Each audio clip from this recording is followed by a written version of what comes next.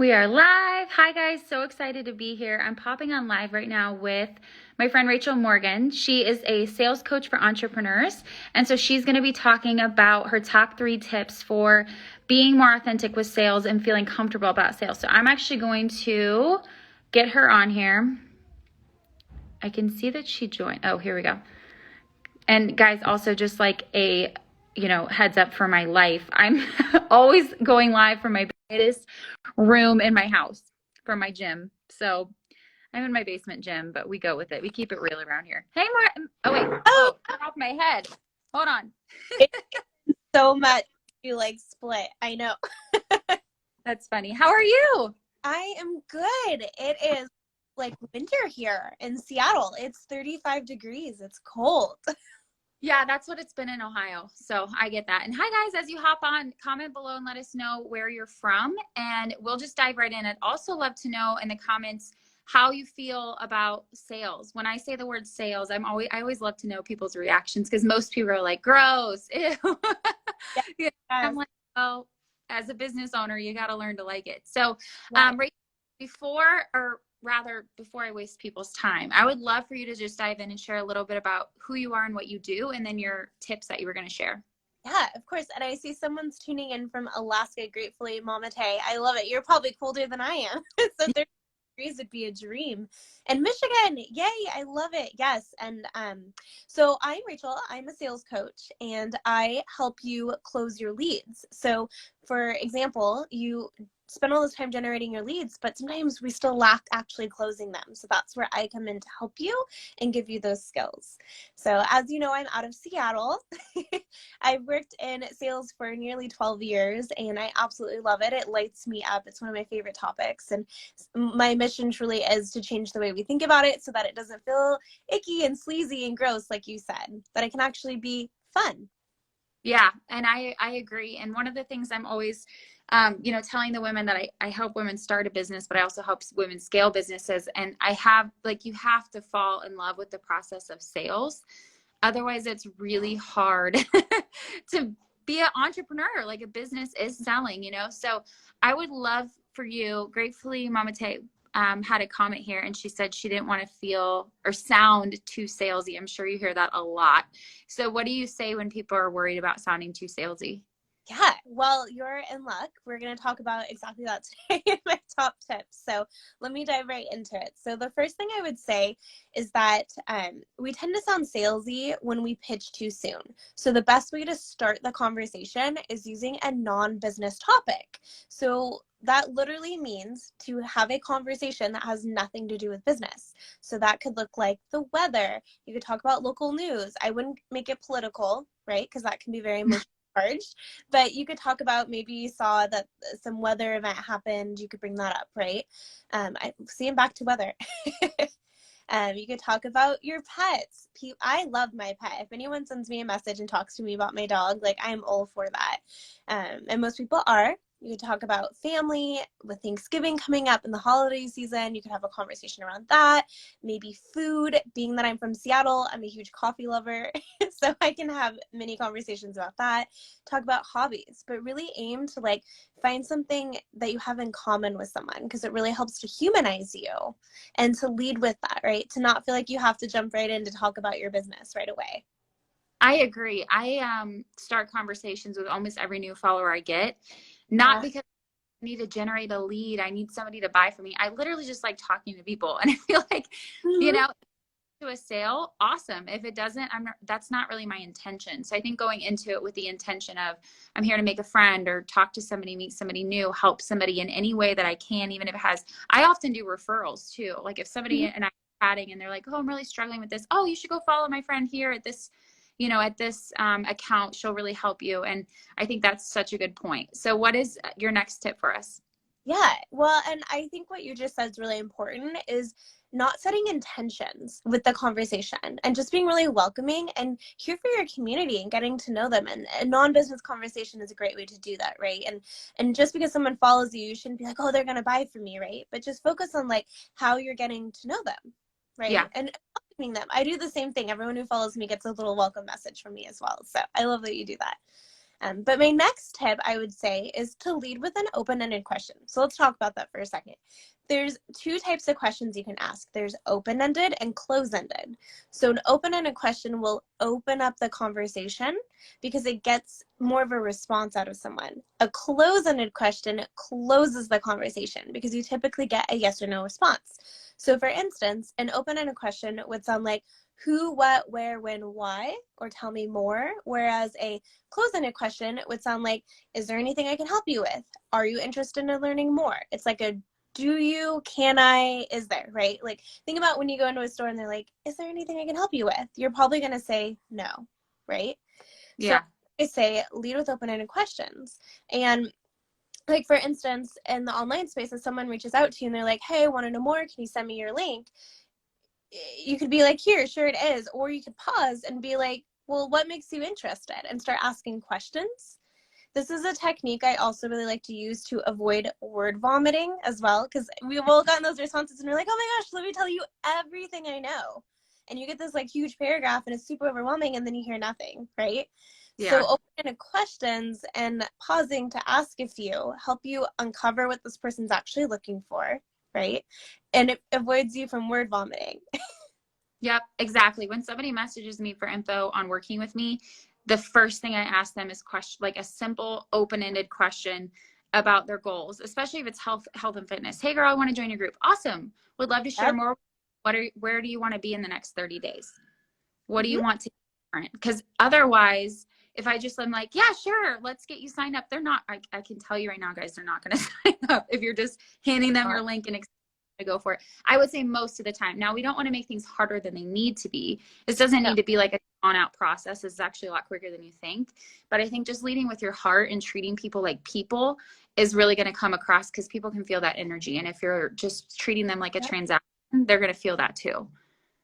Absolutely, right. And I think that's where we feel salesy is when we view it as just being a transaction. Like you said, it's not be salesy, it's to let go of the intention and to focus on getting to know people, right?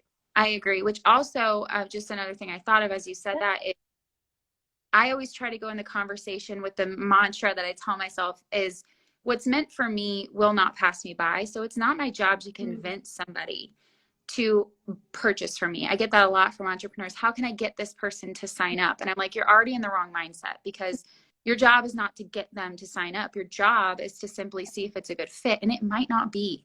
And you have to tell them this isn't a good fit, and be willing to do that. And I turn people away a lot, actually, if I'm like, yeah, this isn't a good fit, but here's somebody else who might be able to help or something else that might be a better. Yeah. It's really scary to tell someone, I don't think I can help you, right?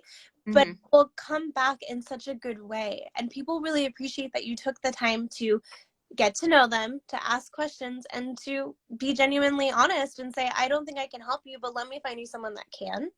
Mm-hmm. And they'll remember that and they'll tell other people and they'll trust you more and they'll feel more connected to you. And that's how you start building that raving audience that cares about you. Even though they didn't say yes to you today, doesn't mean they won't in the future as a result. So never be afraid, right? Like you said, of recommending to someone else if you know you can't help them. Because if you can't help them and you say yes and the experience is horrible, I mean, that's a whole nother conversation, right? Yeah. And it's so energetically draining to both parties. It's just not worth it. It is not worth it. No. Yeah. So I would, spend a little time, think about your open-ended questions. What do you need to know from someone before they say yes, right? Like I always like to find out what encouraged them to reach out. Like why now? Like what's going on to make them think about me? Or what are their goals and hopes? And so it forces you to pause and really think like, how am I answering this person? Am I coming across salesy because I'm so focused on trying to close the sale, or am I actually trying to be of service, like you said, and get to know this person? Yep. So that would be a huge tip there, is to step back and ask. So I always had this like rule, so my background's in fine jewelry, right? And retail. And so I would say 3 before the key. So I would ask 3 open-ended questions before I use my key to start recommending anything. And I think that can be applied to the online space in that we ask at least 3 questions, right? Before we recommend something, or before we send a link, or before we even pitch, if you feel like you can, right? Mm-hmm. Another thing that I think of when people are worried about being salesy is I would look at are you in integrity with what it is you're selling? I Mm. think that is also a piece. If you're selling, you know, health and fitness, are you on a health and fitness journey? If you're trying to help people get started with mindset work, like you better be doing the mindset work. And I think sometimes if you're not doing what you're trying to sell, yeah, that's going to be like a huge, Yeah. huge lack of integrity, but it's going to come across because you're not going to feel good about it.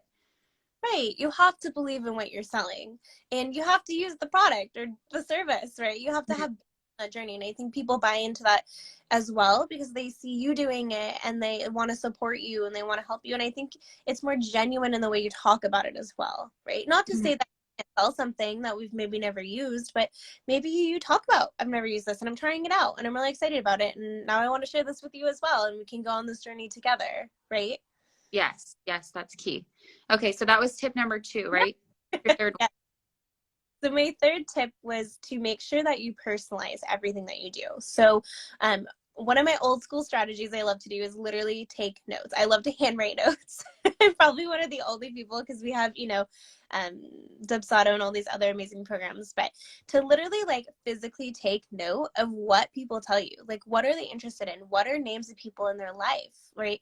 What are their desires? What is, maybe they want something that you don't quite offer, right? And so you can take note of that, and then when you do offer it, you can reach out and say, hey, you had mentioned this, like I think you'd be perfect. Or maybe you learn some non-business facts, maybe they love coffee, right? And you just tried this amazing coffee, you can reach out to them and be like, hey, I saw this and it made me think of you.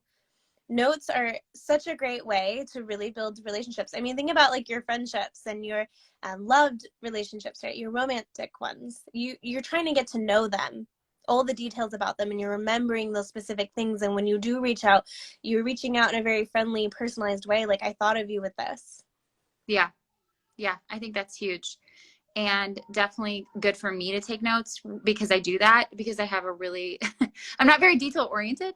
So I do definitely take as people are telling me their goals, or like if I'm talking to them about joining something or buying something, I'm literally writing down what they want from it and making sure I have that because when especially as an entrepreneur, you talk to a lot of people.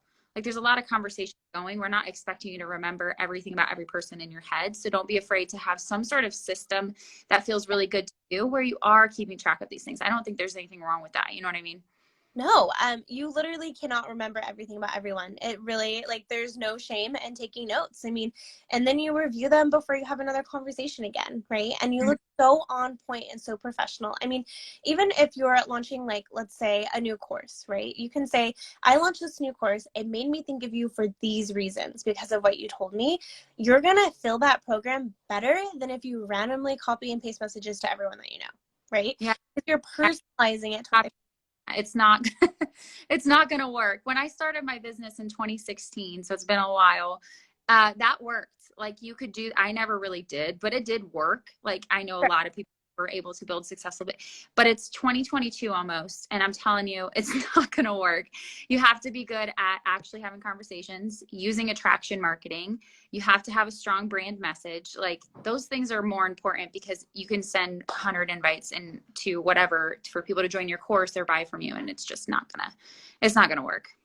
I will tell you when I worked in fine jewelry, right? Like I was a store manager. I ran a multi-million dollar store, right? And so that meant I dealt with a lot of clients and I still took the time to take notes and I still took the time to personally email them, pick up the phone and call them, send text messages and make sure that it was personalized to them. Like, hey, this item I know that you've been eyeing is now on sale, or this item just came in, it made me think of you, right? And so in a product base, that is a great example of sending a photo or reaching out and letting them know what's new or what came in and things like that to generate some like interest. But in a Mm-hmm. space that could be like your course, or you have a live coming up like what we're doing now and you're like, hey, I'm going to be talking about this, I know this is something that's been on your mind, I'd love to see you there, right? Like there's so many ways that you can reach out and still personalize it. I mean, you can still somewhat copy and paste messages as long as you Mm-hmm. leave a little line or two that's a little bit more personalized, right? Yeah. Yeah. I love it. Well, thank you so much for those tips. By the way, if you guys hear like kids screaming, it's just my toddler upstairs. I promise everything's fine. Can you hear him? Yes, a little bit, but not as much. I was like, what are they doing? They play the funniest games and I'm pretty sure they're up there like destroying something. It's fine. So thank you so much for coming on live. I would love for you to share how people can get in touch with you and chat with you. Yeah, absolutely. And my pleasure. Thank you so much for having me. I would love, I always love to meet new people in general. So you can follow me on Rachel Morgan Coaching on Instagram or Facebook. And I currently offer a 12-week one-on-one coaching program, Sell with Confidence, where we talk about all of this and how we can start closing your leads and building out your client experience. And I just launched a wait list for my upcoming newsletter Off Script, where I share a bunch of sales tips and industry news, so all the things you need to know going into 2022. So if you're just looking for a little fun and good advice, I definitely recommend checking that out. All of the links are in my bio if you go take a look. And yeah, reach out, say hi. Yes, awesome. Thank you so much. And I'm actually going to pop over to your page now, go live on your page if anybody wants to follow us over there. But thank you so much, Rachel. I appreciate it. Absolutely, my pleasure. And gratefully, Mama Tay, I just want to say I love that you take handwritten notes as well. So I need to work on that. Yeah. All right, bye. Bye.